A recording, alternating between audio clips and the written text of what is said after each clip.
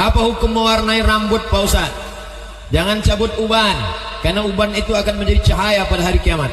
Kenapa cahaya dari uban? Karena orang yang melihat uban di cermin, dia langsung ingat tua dan ingat mati. Lalu ketika menengok uban itu bangkit semangat beramal, dia akan menjadi cahaya nanti pada hari kiamat. Lalu kemudian bagaimana hukumnya mewarnai rambut ini? Kata Nabi SAW ketika melihat ada seorang yang rambutnya uban semua, kata Nabi, celup rambutnya. Diceluplah pakai henna. Henna kata orang Melayu inai, kata orang Jawa daun pacar. Digilinglah daun pacar tadi, lalu dipasangkan ke rambut pakai sisir. Setelah pasang diikat pakai kain. Besok pagi bangun warnanya pun warna anak fang, pirang, boleh. Jannibus sawat, jangan pakai warna hitam. Kenapa dilarang pakai warna hitam? Apakah seorang wanita yang tidak berhijab akan membawa kedua orang tuanya masuk neraka? Ya ayyuhalladzina amanu, hai para suami, hai para ayah, hai para abang, hai para paman, hai para bapak, hai para kakek. Ku anfusakum, jaga istrimu, jaga anak perempuanmu, jaga keponakanmu, jaga cucumu. Nar, dari api neraka. Dalam hadis dikatakan kullukum ra'in, setiap kamu wahai laki-laki adalah pemimpin, wa kullukum mas'ulun 'an ra'iyati, kau akan dituntut ditanya di hadapan Allah SWT. Dan sebab itu maka yang punya anak perempuan dari kecil sudah tegas. Kita bangga melihat anak umur 5 tahun dikasih pakai jilbab, dibelikan dia bros yang lucu-lucu supaya dia suka, dibiasakan dia dibawa pengajian. Kata pepatah Melayu adalah bisa karena biasa. Kalau hendak membentuk bulu biar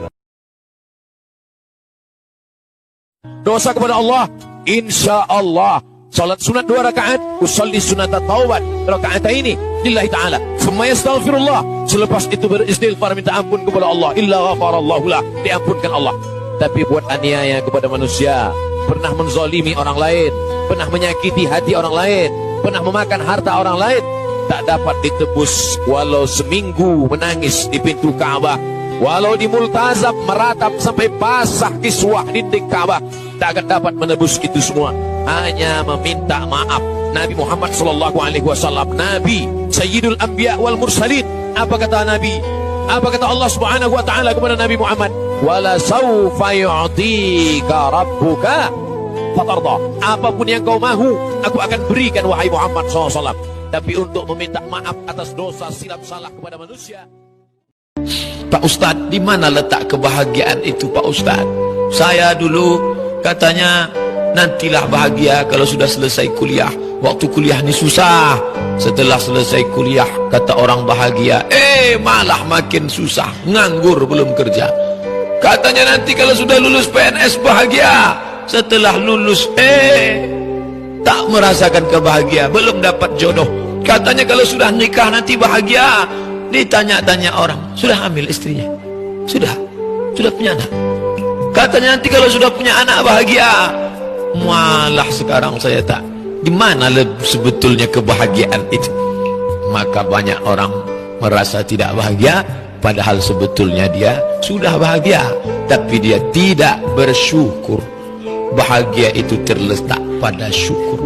Maka siapa yang bersyukur, dialah orang yang paling bahagia.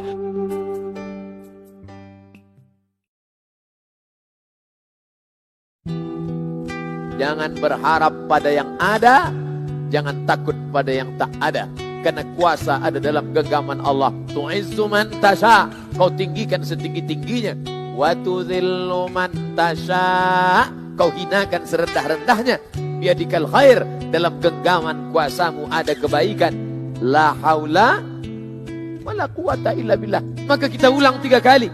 Assalamualaikum warahmatullahi, assalamualaikum warahmatullahi. Selepas astagfirullah, la ilaha illallah dahu la syarika lah, lahul mulku wa lahul hamdu, yuhyi wa yumit, wa huwa ala kulli syai'in qadir.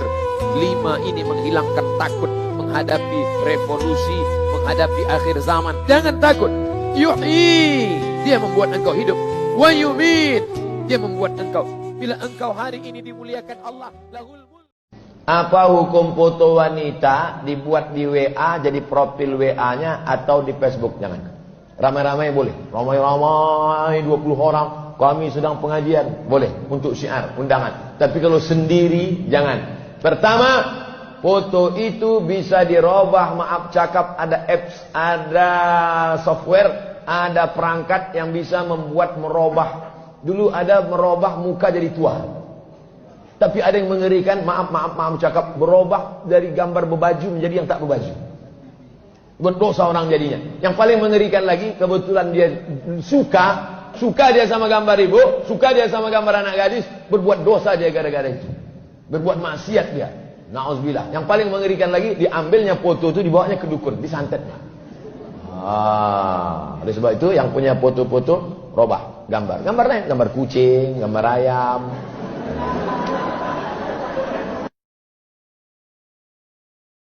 Orang naik mobil mewah, melewati jalan tol. Di tepi jalan tol ada kebun padi, sawah terhampar.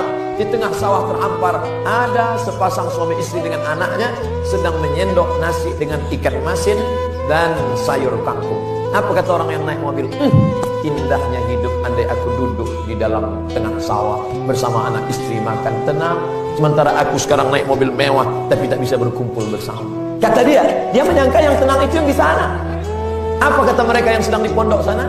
Pada istrinya, mama, andai kita punya mobil, tentu kita tenang seperti mereka. Semua merasa kebahagiaan, ketenangan ada pada orang lain. Padahal engkau semuanya adalah bahagia. Yang di mobil ini engkau bahagia dengan pandangan yang berbeda.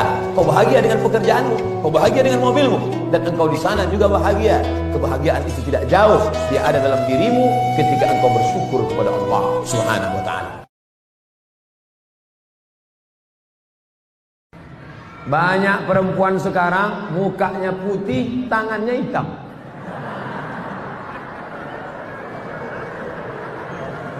Kau cantik bukan karena bedakmu, kau cantik bukan karena sedomu, kau cantik bukan karena bulu mata alismu, tapi kau cantik karena bekas wudhu tahajudmu. Kau cantik karena bekas cahaya baca Quranmu. Itulah yang disebut dengan inner beauty, kecantikan dari dalam. Ini perempuan banyak bersolek-solek. Sudah tahu AC mati panas dipakai bedak, luntur. Jangan bersolek-solek jahiliah. Ustaz, saya ini mukanya pucat. Muka saya pucat Pak Ustaz. Nanti kalau saya nggak pakai bedak, orang nyangka saya sundel bolong. Pakai natural. Ustadz, gimana caranya menangani apabila seorang wanita saat diajak nikah tapi memberikan syarat dulu, seperti tamat kuliah dulu, macam tak ada perempuan lain, kau cari perempuan lain. Kau buat, nanti balik dari sini pergi ke tempat sablon, dekat buat sablon sini, sablon baju kaos, buat besar-besar di sini. Hidup sudah susah, jangan bikin susah. Kau kalau mau nikah sama aku, kupinang kau dengan bismillah. Kalau kau tak mau, bunga bukan setangkai, kumbang bukan seekor, patah tumbuh hilang berganti, hilang satu tumbuh seribu. Orang puan berserak-serak banyak-banyak. Anak muda ganteng, gagah perkasa, duduklah di kantin kampus galau, sampai dingin lontong sayur. Kau kenapa tak makan? Galau Pak Ustaz, SMS tak dibalas. Saya aja yang sudah tua, kurus, hitam, kering, tak ganteng, duduk saya di kantin sebesar, lalu lalang 10 perempuan lewat. Lewat aja. Orang-orang yang mati dalam kubur itu ditanya oleh Allah, hai mayat, hai jenazah, kalau kau diberi kesempatan hidup, mau apa? Mereka berkata, laula aqartani ila ajalin qarib. Kalau kau beri aku umur, kalau kau beri aku kesempatan hidup sekejap saja, fa as-saddaqa, aku mau bersedekah, aku mau berwarna, aku mau membangun masjid, wa akum minas salihin, aku ingin menjadi orang yang soleh. Tapi saat itu penyesalan tak lagi bermakna. Sampai masanya mata melihat azab Allah, telinga mendengar teriakan orang dalam neraka.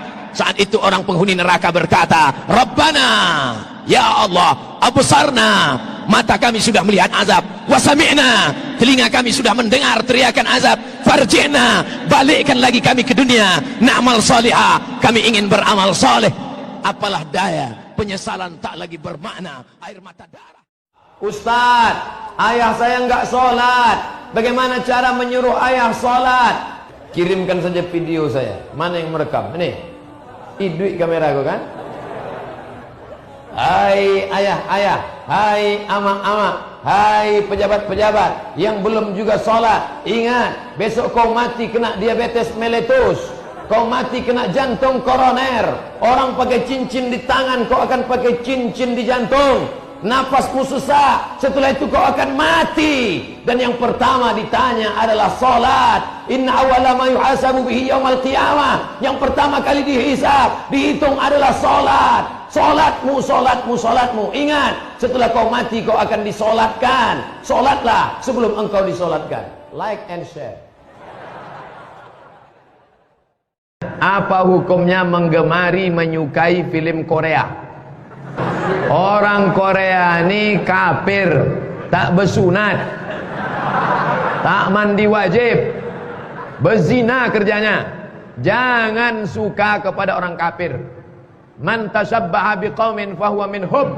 Siapa yang suka kepada orang kafir, maka dia bagian dari kafir itu. Condong hatinya kepada orang kafir. Jangan lagi ditonton itu sunat. Jangan kau cari mantu karena kayanya. Jangan kau cari mantu karena mobilnya. Boleh jadi belum lunas kredit. Kalau dunia kau kejar, akhirat akan melayang. Tapi kalau akhirat yang kau cari, dunia akan bersimpuh di bawah tapak kaki. Itu bukan dapat dari grup WhatsApp. Itu hadis Nabi Muhammad sallallahu alaihi wasallam. Bapak-bapak polisi yang mau cari menantu, cari tamat pesantren, akan bahagia. Cucu-cucumu akan hafal Quran insyaallah. Bayangkan bahagianya kita. Dicari mantu nggak pandai sholat, nggak pandai baca Quran, mabuk, sakau. Mau jadi apa negeri kita? Hancur berkeping. Ustaz Somad, bagaimana kalau ada orang yang tidak sholat? Man taraka sholata muta'ammidan.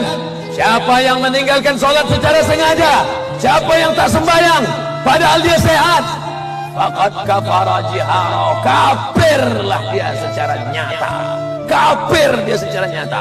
Kalau sudah kafir, maka 4 fardu kifayah tak lagi wajib.